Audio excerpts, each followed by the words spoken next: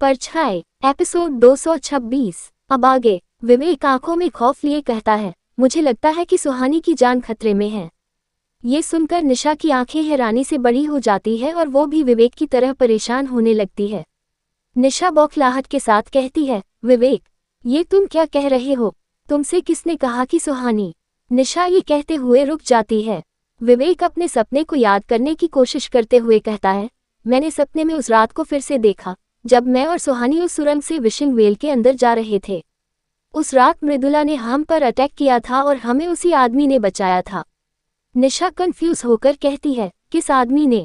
विवेक शिशिर को याद करते हुए कहता है, उसी ने जिसने मुझे उस रात मृदुला से बचाया था, जिस रात मृदुला ने मम्मी पापा को मार दिया था। उस सुरंग में मुझे और सुहानी को बचाने के बाद वो हमें जंगल के रास्ते से बाहर लेकर आया था। मुझे कुछ ठीक से याद नहीं आ रहा है, लेकिन मैंने उसी आदमी की आवाज में सुनी। उसने कहा कि ये लड़की उसका अंश है और इस कहानी का अंत इस लड़की के साथ ही होगा। विवेक की बातें सुनकर निशा का दिल जोरों से धड़कने लगता है और उसका चेहरा पूरी तरह लाल हो जाता है। निशा घबराते हुए कहती है, ये बात हमें युवराज सर को बतानी चाहिए। विवेक कहता है, मैं अभी पूरी तरह से श्योर नहीं हूँ, मैं बस वो बता रहा हूँ जो मैंने सुना है। आई एम नॉट श्योर कि ये बात हमें युवराज सर से कहनी चाहिए या नहीं। निशा गुस्से से कहती है, तुम पागल हो गए हो क्या? ये सुहानी की जिंदगी का सवाल है और मैं इसमें कोई रिस्क नहीं ले सकती। तुम्हें नहीं बताना है तो मत बताओ, मैं युवराज सर से बात करने जा रही हूँ। ये कहकर निशा वहां से उठकर चली जाती है। विवेक निशा को रोकने की कोशिश करता है, लेकिन निशा नहीं रुकती। शाम का वक्त था, दिन ढल गया था और पूरे शहर में धीरे धीरे अंधेरा फैलने लगा था। सर्दी का मौसम था, इसलिए चारों तरफ बर्फ की परत फैली हुई थी। शिमला के घने जंगल में हरे पेड़ पौधों पर बर्फ की सफेद परत जमी हुई थी। धीमी धीमी ठंडी हवा चल रही थी और सुहानी दीवान विला की छत में रेलिंग पर हाथ रखे हुए जंगल को देख रही थी। आज उसके मन में हजार तरह की फीलिंग्स आ रही थी और उसका दिल बड़ी तेजी से धड़क रहा था। कल रात वो लोग फाइनली अपने आखिरी लड़ाई के लिए जाने वाले थे और किसी को भी अंदाजा नहीं था कि कल क्या होने वाला है। सुहानी के दिल में जहां कल की एक्साइटमेंट थी, तो वहीं अपनों को खोने का डर भी था। सुहानी जंगल को देखते हुए यही सब सोच रही थी। तभी उसे कुछ कदमों की आहट सुनाई देती है। पैरों की आहट से सुहानी समझ जाती है कि उसके पास कौन आ रहा है। कुछ ही पलों में निशा और विवेक उसके दोनों तरफ आकर खड़े हो जाते हैं और वो भी जंगल को देखने लगते हैं। वो तीनों इस वक्त बिल्कुल खामोश थे और तीनों के मन में एक ही बात चल रही थी। सुहानी हल्की मुस्कान के साथ कहती है, कभी सोचा नहीं था ना कि जो इन्वेस्टिगेशन हमने शुरू की थी वो 1000 साल पुरानी इतनी खतरनाक मिस्ट्री निकल जाएगी। विवेक भी उसी स्माइल के साथ कहता है, हाँ, आज भी मुझे वो दिन याद है जब हमने विशिंगवेल जाकर इन्वेस्टिगेशन करने का सोचा था। निशा विवेक को ताना मारते हुए कहती है, हमने नहीं, मैंने और सुहानी ने सोचा था। तुम तो विशिंगवेल का नाम सुनते ही डर से कांपने लगे थे। विवेक निशा को जवाब देते हुए कहता है, लेकिन उस रात सुहानी की जान मैंने ही बचाई थी।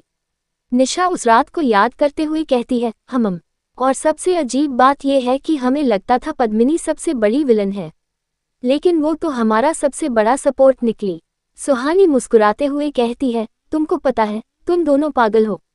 सिर्फ कुछ दिन की दोस्ती के लिए तुम लोग मेरे साथ मृदुला से भिड़ने के लिए तैयार हो गए। कोई और होता तो मुझे देखकर ही दूर भाग जाता। निशा सुहानी के कंधे पर हाथ रखकर कहती है, तो तू कम पागल है क्या? बिना पॉवर्स के मृदुला से टकराने चली गई।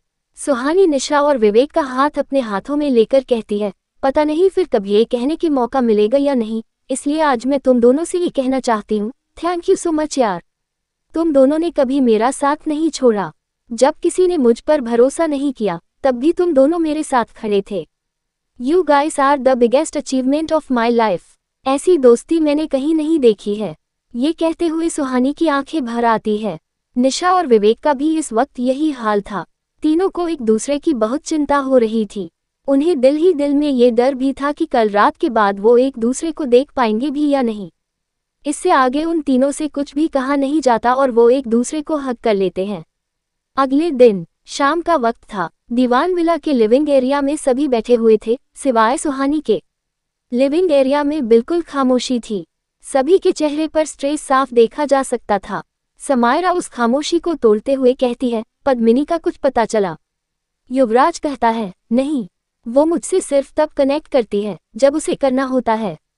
उसने ही हमें आज वहां जाने के लिए कहा है, इसका मतलब वक्त आने पर वो आ जाएगी। उन सब के पास पद्मिनी की बातों पर भरोसा करने के अलावा और कोई ऑप्शन नहीं था। अर्नव सीरियस होकर युवराज को देखते हुए कहता है, तो प्लान क्या है? युवराज अपनी बात शुरू करता है, मैं सुहानी, निशा और एस.पी. सिंह जंगल के उस सुरंग से विशिंग वेल के अंदर जाएंगे। उस विशिंग वेल के अंदर वो साया होगा। मोस्टली रक्षक कुएं के बाहर होते हैं, मारीच किसी को भी अंदर नहीं आने देता। समायरा और विवेक विशिंग वेल के बाहर होंगे। जैसे ही हम विशिंग वेल के अंदर पहुंचेंगे, सारे रक्षकों को पता चल जाएगा और वो भी अंदर आने की कोशिश करेंगे। उन्हें तुम दोनों को रोकना होगा। ये कहकर युवराज समायरा और विवेक की तरफ देखता है। अर्नव बौखलाहट के साथ कहता है, मी। युवराज, सिर्फ विवेक और समायरा इतने लोगों को कैसे रोक पाएंगे? निशा भी परेशान होकर यही सोच रही थी। समायरा अर्नव से कहती है, हम कर लेंगे। इसके बाद समायरा युवराज से कहती है, मैं और विवेक उन रक्षकों को उस कुएं से अंदर जाने से रोकेंगे। लेकिन जिस रास्ते से तुम लोग अंदर जा रहे हो उसका क्या? उस पर पहरा देना भी जरूरी है। उन रक्षकों को वो रास्ता भी जरूर पता होगा, अगर वो वहां से अंदर आ गए तो। युवराज बिना किसी एक्सप्रेशन के कहता है, उसकी चिंता मत करो, उसका इंतजाम हो गया है। अर्नव को अभी भी विवेक और समायरा की फिक्र हो रही थी। वो फिर से कहता है, और अगर वो साया उस कुएं से बाहर आ गया और उसने समायरा और विवेक पर अटैक कर दिया तो? युवराज कहता है, जब उसे पता चलेगा कि सुहानी विशिंग वेल में है तो वो किसी और पर ध्यान नहीं देगा। वो सबसे पहले सुहानी को पकड़ने की कोशिश करेगा। विवेक कहता है, वो जानता है ना कि हम उसके पास आ रहे हैं। युवराज एक गहरी सांस लेकर कहता है, हाँ। तभी सुहानी वहां आ जाती है और सभी की नज़र सुहानी पर जाती है। सभी को समझ आ गया था कि अब निकलने का वक्त आ गया है, लेकिन किसी की भी उठने की हिम्मत नहीं हो रही थी। समायरा हिम्मत करके अपनी जगह से उठते हुए कहती है, तो अब हमें निकलना चाहिए। समायरा की ये लाइन सभी की हॉटबीट बढ़ाने के लिए काफ़ी थी। वो सभी धीरे धीरे अपनी जगह से उठते हैं और दीवान विला से बाहर जाने लगते हैं। बाहर आकर युवराज समायरा और विवेक को देखकर उन्हें विशिंग वेल के लिए पहले निकलने का इशारा करता है। सुहानी नहीं जानती थी कि वो दोनों एग्जैक्टली कहाँ जाने वाले हैं और वो ये बात पूछती भी नहीं। निशा फौरन जाकर विवेक को हक कर लेती है। विवेक भी निशा को हक करता है। कुछ देर बाद निशा विवेक से अलग होकर कहती है, अपना ध्यान रखना और जिंदा वापस आना। विवेक कुछ नहीं कहता, बस निशा के फोरहेड पर किस कर देता है। सुहानी भी विवेक को हक करती है। इधर अर्नव समायरा के पास जाता है। समायरा बिना कुछ कहे अर्नव को देखने लगती है। समायरा उसे इस तरह देख रही थी जैसे आज के बाद शायद वो कभी अर्नव को देख नहीं पाएगी। समायरा जानती थी कि अगर वो रक्षकों से बच भी गई तो ये सब खत्म होते ही दृष्टा उसके सामने होगी, और समायरा अपने वादे से पीछे हटने वाली नहीं थी। अर्नव को देखते हुए समायरा की आंखों से आंसू बाहर आ जाते हैं। अर्नव फौरन समायरा को गले से लगा लेता है। कुछ देर वो दोनों भी इसी तरह से रहते हैं और फिर अलग हो जाते हैं। अर्नव समायरा के फोरहेड पर किस करके नम आंखों से कहता है, मेरी शर्त याद रखना, तुम हमारे बच्चों को तांत्रिक नहीं बनाओगी। समायरा नम आंखों से बस हाँ में अपना सर हिला देती है और अर्नव से कहती है, ध्यान रखना अपना। सभी से मिलकर समायरा और विवेक विशिंग वेल के लिए निकल जाते हैं। उनके जाने के बाद युवराज बाकी लोगों से कहता है, अब हमें भी निकलना चाहिए। सभी भारी मन से इस बात पर सहमत होते हैं और वहां से निकल जाते हैं। कुछ देर बाद युवराज की कार जंगल के अंदर उस जगह पर पहुंचती है जहां से सिंघनिया मेंशन तक जाने का रास्ता था।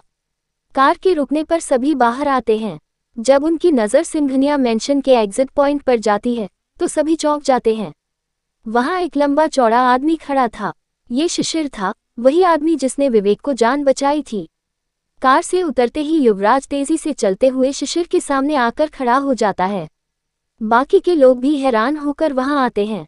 सुहानी शिशिर को देखते हुए कहती है, क्या मैं आपको जानती हूँ? शिशिर हल्की मुस्कान के साथ कहता है, ये इन सवालों का समय नहीं है, तुम्हें अभी अंदर जाना चाहिए।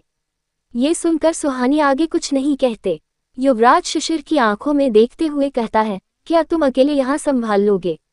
शिशिर युवराज की बात पर हंसते हुए कहता है, यहाँ से कोई अंदर नहीं जाएगा। शिशिर का जवाब सुनकर युवराज को कल रात की बात याद आती है। कल रात जब सुहानी पोज़ होकर विवेक के रूम में गई थी तब युवराज अपने रूम में नहीं था।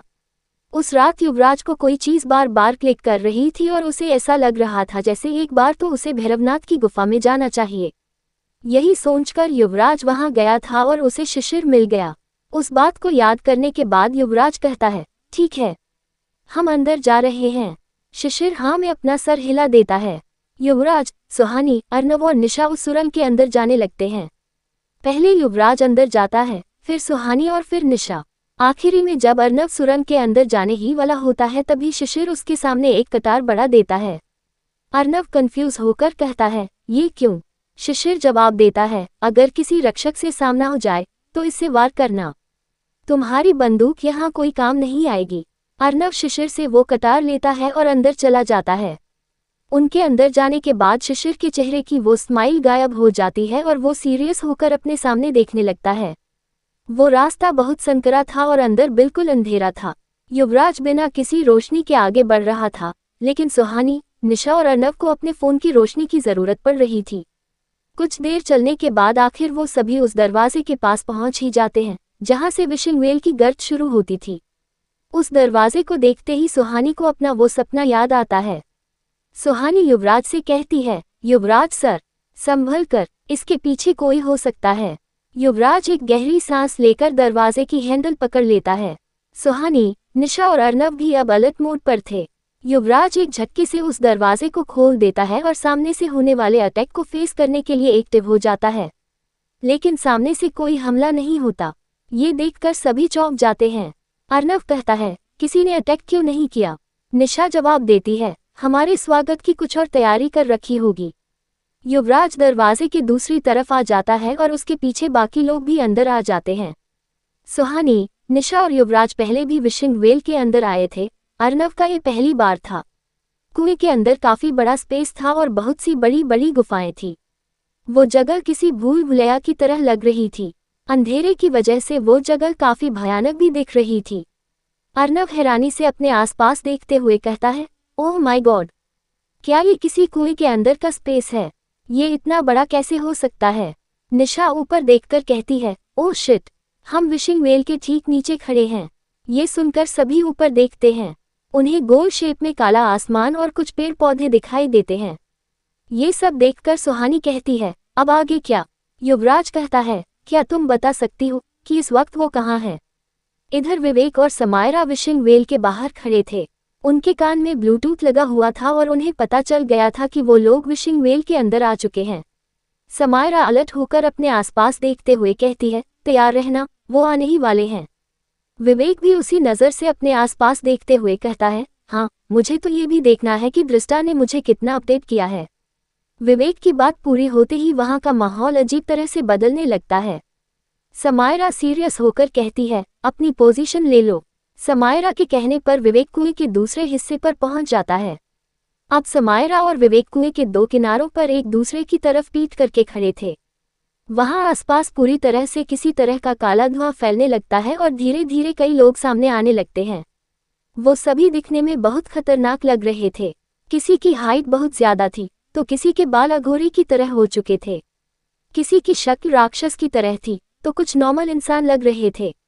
धीरे धीरे वो लोग बढ़ते जा रहे थे और उनकी संख्या बढ़ते देख विवेक के चेहरे पर नर्वसनेस आ रही थी। विवेक और समायरा अब पूरी तरह से उनसे घिर गए थे। विवेक घबराते हुए कहता है, समायरा, सुहानी ने तो कहा था कि उस रात 19-20 रक्षक थे। यहाँ तो कम से कम 50 होंगे। समायरा उन सबको देखकर नीचे अपना हाथ घुमाते हुए कहती है, ठीक है, 30 को मैं संभालती हूँ, 20 को तुम देखो।